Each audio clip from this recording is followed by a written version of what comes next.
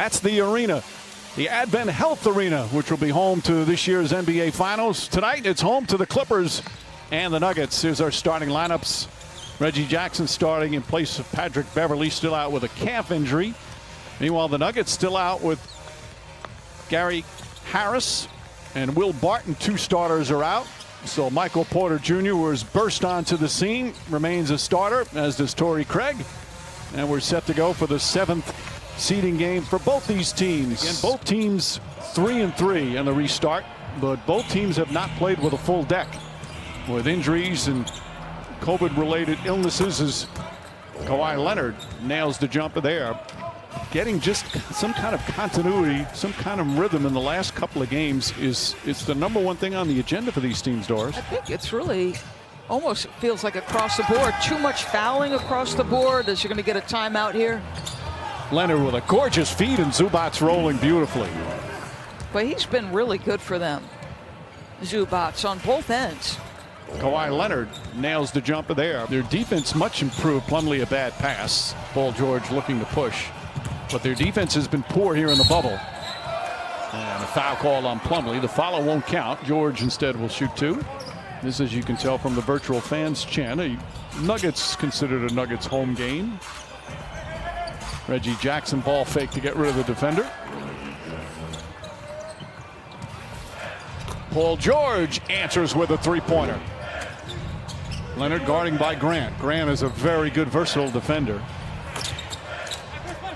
Leonard just happens to be a very good offensive player. Well, he makes it look so easy, doesn't he? Leonard for three. That's good. How easy does he make it, Mike? Reggie Jackson starting in place of Patrick Beverley, still out with that calf injury. With George, Zubac, Leonard, and Marcus Morris. Kawh Leonard now with 16 points. You can just score it from everywhere on the floor, Mike. Ball poked away. Good hands for Paul George. Frequently amongst the NBA steal leaders. Denver's lead cut to 2. Murray bodies up. Boy. Leonard thought he got fouled. So did I, Mike. I thought that was an N1. Pass inside the Millsap was off balance. Couldn't get it to go. Here comes Leonard. Leonard makes his drive all the way coast to coast and switches, finishes with a left hand. 20 points for Kawh Leonard to lead all scores.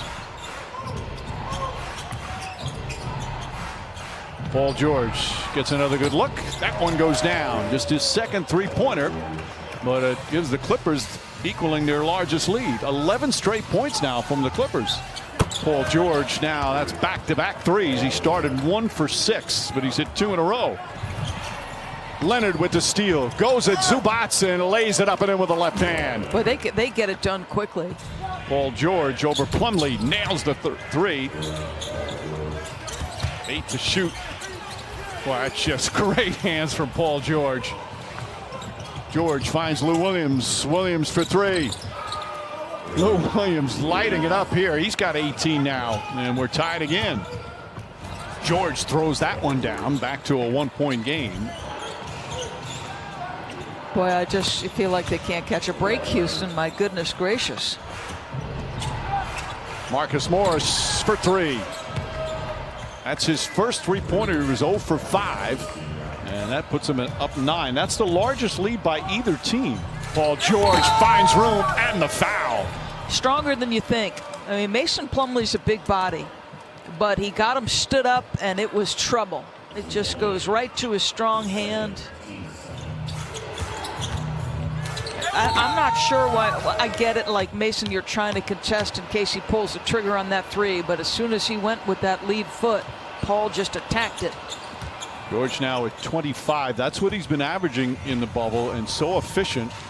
49% from the field, 51% from 3. Off the steal, Kawh Leonard. Stripped but foul. And Leonard was 24 points. Can add to this largest lead for the Clippers.